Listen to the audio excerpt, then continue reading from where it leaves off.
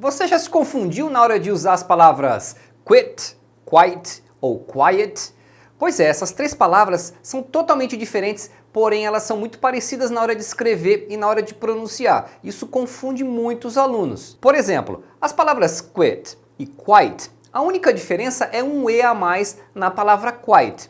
Então, a palavra que termina com T, a gente pronuncia quit. E a palavra que termina com E, a gente pronuncia quiet. Isso é até uma regra de pronúncia do inglês, porque as palavras que têm I e terminam em consoante, normalmente são pronunciadas com o som de E, igual em quit. E a letra I, em palavras que terminam com a letra E, tem a pronúncia de I, como em quiet. Daqui a pouco eu vou falar da palavra quiet, que é uma outra história. Mas vamos ver como são usadas as palavras quit e quiet para você não confundir. Quit, na verdade, é o verbo parar ou desistir. Esse verbo é super fácil de usar porque ele sempre vai ser quit, quit, quit. Tanto no presente, no passado, em qualquer tipo de frase vai ser sempre quit. Então você pode usar quit no sentido de parar de fazer alguma coisa. Por exemplo, eu poderia dizer assim: He quit smoking after his doctor told him it was killing him. He quit smoking after his doctor told him it was killing him. Ele parou de fumar depois que o médico disse que isso estava matando ele. Nesse sentido de parar de fazer alguma coisa, você pode usar o verbo stop também, que dá no mesmo. Agora, você vai ouvir uma frase muito comum que é assim: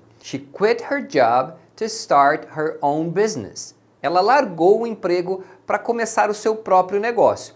Então aqui ela parou de trabalhar, mas na verdade é muito comum eles usarem quit e o job. Se você está pensando em falar she quit working, poderia ser também, só que aí está dizendo que ela parou de trabalhar, poderia ser por vários motivos, só que aí não necessariamente indica que ela largou o emprego dela. Se você quer dizer que ela se demitiu, que ela largou o emprego, então aí você vai dizer she quit her job. Ó, não é she quits, porque she quit seria o presente. E no passado, o verbo é quit mesmo. Aí no passado você não coloca nenhum S, tá? Um detalhe aqui é que geralmente quando você ouvir um falante nativo falando uma frase dessa, ele não vai falar she quit her job. Geralmente eles juntam na hora de falar. Então você vai ouvir eles falando she quit her job, she quit her job. Então eles juntam o quit e o her e pronunciam quitter. Você já deve ter percebido que eles fazem muito isso, de juntar as palavras quando estão conversando aí no dia a dia. Depois que você começa a aprender essas junções, fica tudo muito mais fácil de entender. A gente tá para abrir a próxima turma do curso Spoken English. Se você tiver interesse em entrar nessa próxima turma, acesse o nosso grupo VIP aí do WhatsApp, tem um link aí na descrição do vídeo. É só entrar nesse grupo e aguardar, que em breve a gente vai avisar quando vai abrir a próxima turma. Você poderia ouvir também assim: The team quit playing after 4 players got hurt. The team quit playing after 4 players got hurt.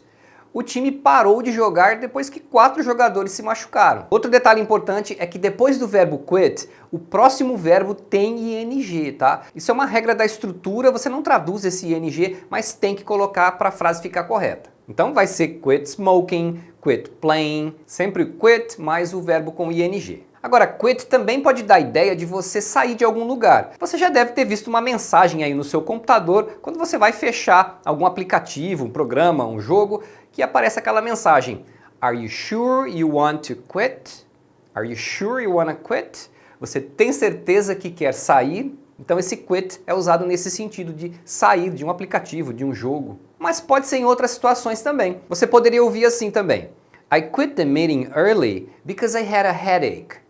I quit the meeting early because I had a headache. Eu saí da reunião mais cedo porque eu estava com dor de cabeça. Então, nesse sentido que você largou a reunião ali antes de acabar. E quit também pode ser usado no mesmo sentido que give up, que é desistir. Eu poderia dizer assim: She doesn't want to quit on her dream.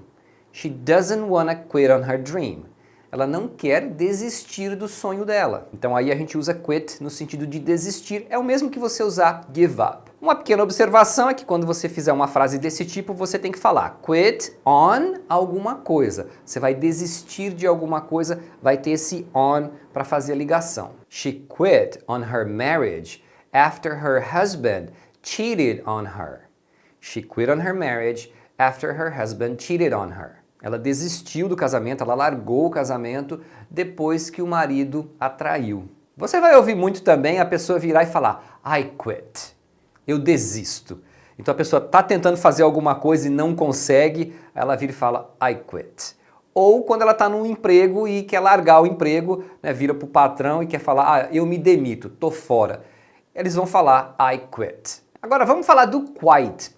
Quite já não é verbo, a gente usa quite no sentido de muito ou completamente. Por exemplo, eu posso dizer assim, It was quite cold outside. It was quite cold outside. Estava muito frio lá fora, ou estava bem frio lá fora. Esse bem que às vezes a gente fala em português para indicar que é muito, em inglês você poderia usar o quite. She is quite smart. She is quite smart. Ela é bem inteligente, ela é muito inteligente. I'm quite happy the way things are going. I'm quite happy the way things are going.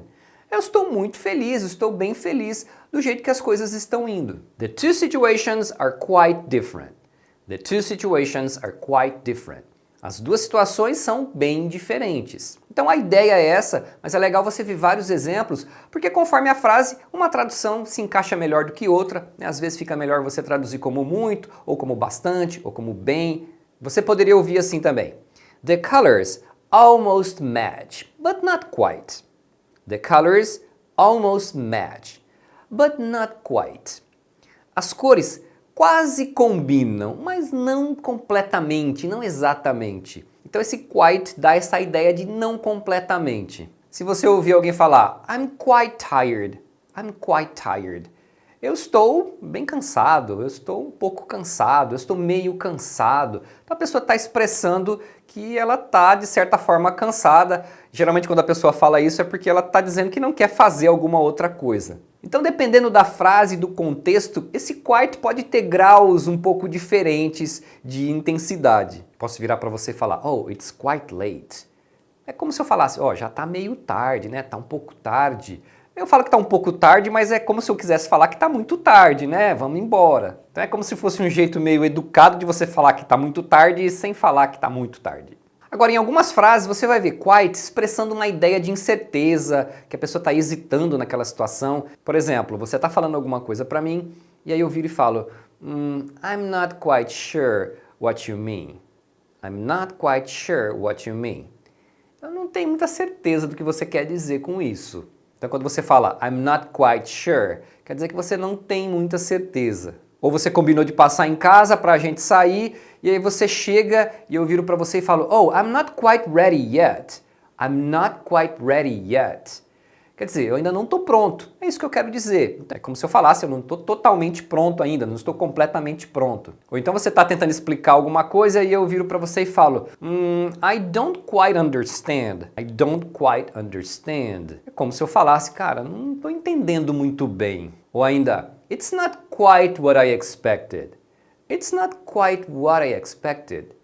Não é bem o que eu esperava. Então é comum você ver o quite em frases negativas para dar uma intensificada, para dar uma ênfase. Nessa última frase que eu falei, it's not quite what I expected, se eu tirasse o quite daí não faria diferença. A ideia é a mesma. It's not what I expected. Não é o que eu esperava, eu só acrescentei uma ênfase aí. Como em português eu poderia falar, não é bem o que eu esperava. Aí em inglês você coloca esse quite para dar essa ideia. Agora vamos falar do quiet, que também confunde muita gente com essas outras duas palavras. Mas se você está aprendendo alguma coisa nesse vídeo, não esquece de deixar seu like aí pra gente. E se você quer continuar aprendendo e melhorando o seu inglês, se inscreve aí no canal, ativa o sininho também. Assim você não vai perder nenhuma aula, nenhuma dica importante. Agora, falando do quiet, a palavra quiet significa quieto, em silêncio. A pronúncia dela é quiet.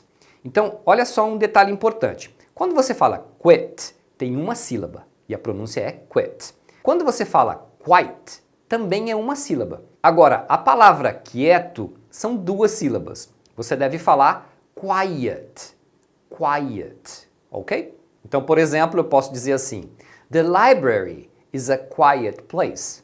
The library is a quiet place. A biblioteca é um lugar silencioso. He has a quiet voice. He has a quiet voice. E nesse caso, como é que você traduziria isso?